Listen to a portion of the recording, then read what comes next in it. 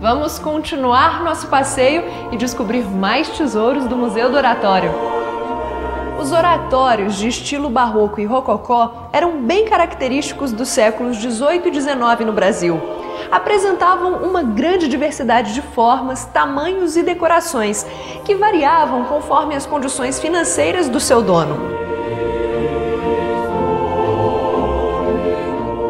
Os mais sofisticados tinham portas entalhadas com almofadas e eram policromados ou dourados, imitando a decoração usada nas igrejas barrocas. Já os mais populares eram extremamente simples, pequenos armários rústicos com vasos de flores ou referências ao santo em pinturas ingênuas, mas que guardavam o mesmo sentido de devoção. Esse aqui é o oratório ermida, muito usado em povoações ou lugares afastados e comum nas fazendas do Nordeste e de Minas Gerais. Funcionavam como pequenas capelas domésticas e necessitavam de autorização da igreja para serem consagradas e usadas como espaço religioso público. Nessa ermida temos várias representações do santo mais popular do Brasil e de Portugal, Santo Antônio, o santo casamenteiro. Os oratórios podiam abrigar, além das imagens, tudo que se relacionasse à devoção cotidiana. Alguns eram como uma espécie de relicário, reunindo imagens e talismãs de toda a ordem, como pedacinhos de osso de algum santo, um bocadinho de leite em pó de Nossa Senhora, palha benta do Domingo de Ramos, medalhinhas e escapulários. Geralmente eram utilizados em rituais importantes, como novenas e preces coletivas.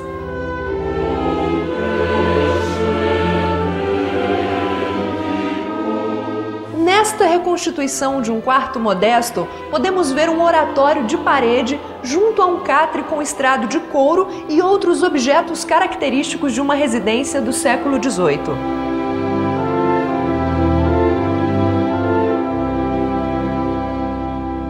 Vários dos santos têm histórias muito curiosas. A gente tem aqui o São Benedito, que é uma dessas histórias.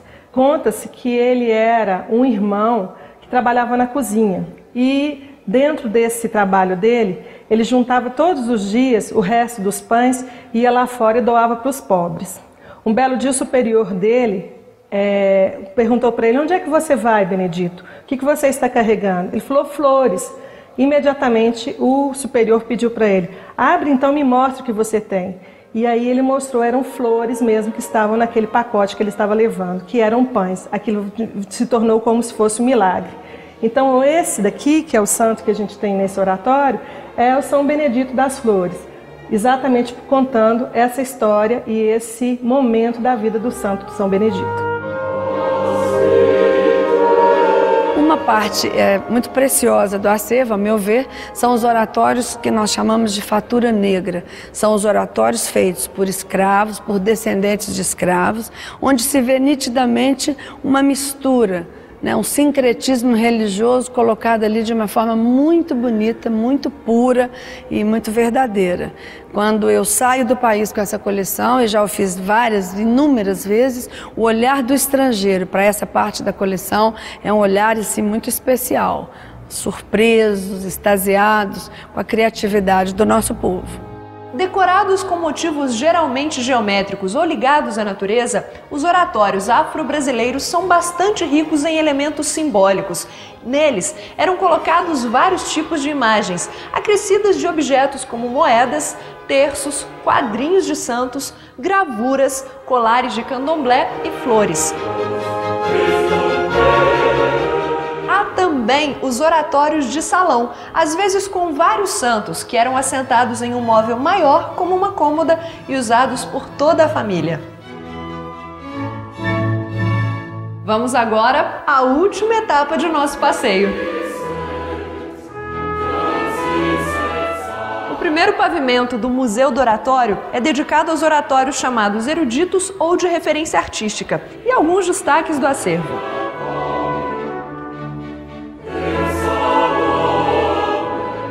Nesta sala está reproduzido o ambiente de um salão colonial, que busca como modelo a corte, com um oratório que descansa sobre uma mesa. Temos também a reconstituição de um batizado com personagens vestindo figurino francês original do século XIX, diante do maior oratório de toda a coleção. Aqui nós temos um dos oratórios mais valiosos da coleção.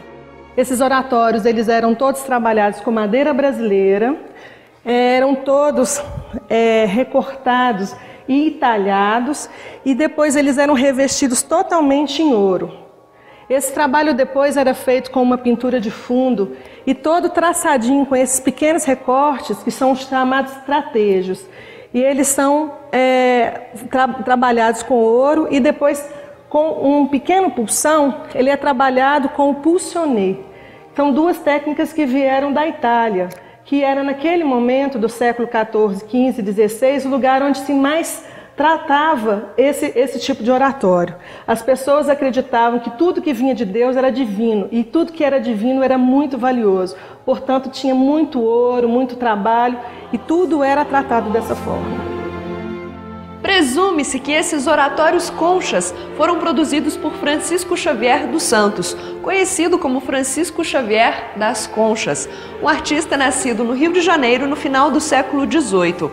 A estrutura das peças é elaborada com uma série de aramados bem finos, cobertos por tecido e linha. As particularidades residem tanto nos materiais usados, com destaque para as conchas, como na laboriosa decoração composta por grandes guirlandas, buquês e volutas ou espirais.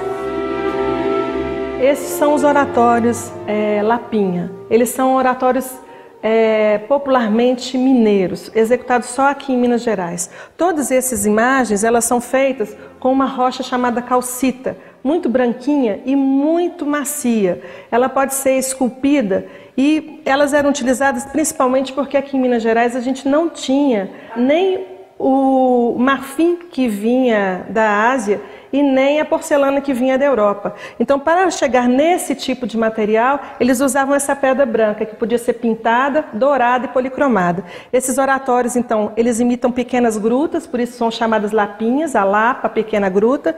E os elementos que estão aqui, você tem o presépio, que é usado na época de Natal e na Semana Santa, a morte de Jesus.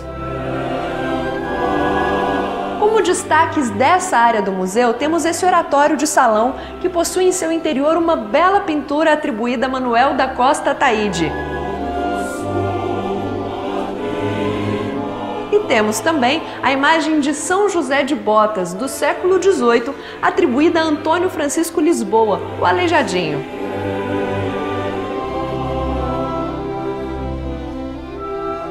Esse curioso oratório foi confeccionado dentro de um ovo de ema.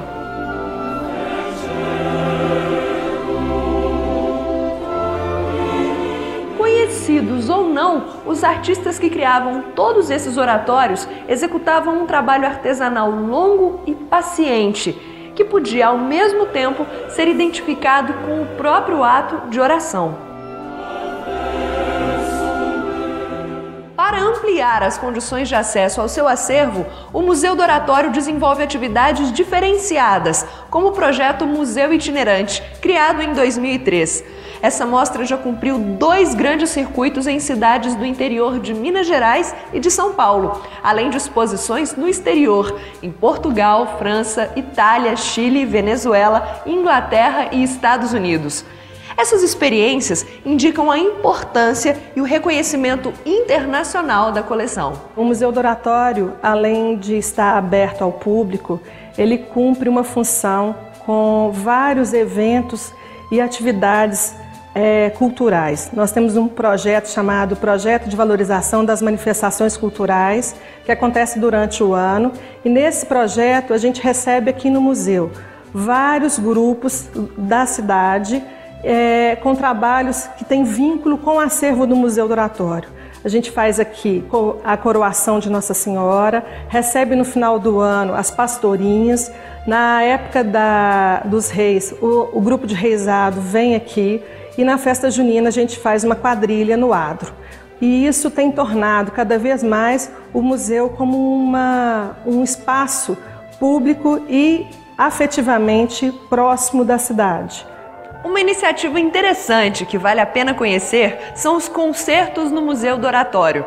Criado em 2001, o projeto apresenta aos visitantes e moradores de Ouro Preto espetáculos de música erudita com músicos importantes e um repertório variado, que contempla diferentes épocas e estilos. Os concertos, que acontecem uma vez por mês, são uma excelente oportunidade de contato direto com o acervo do museu e também com os músicos, em um ambiente que lembra antigos saraus.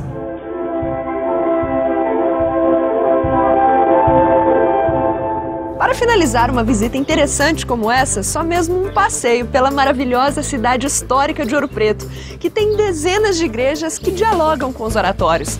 Eu vou continuar um pouquinho nessa viagem no tempo. E nós continuaremos em busca de novas descobertas nos próximos episódios de Conhecendo Museus. Até lá!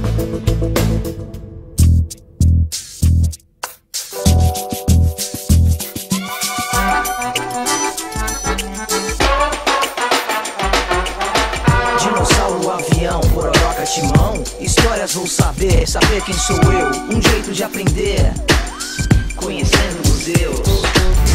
O Brasil viajar sem sair do lugar. Cafuso ou mameluco, saber quem sou eu. Vou logo resolver, conhecendo museus.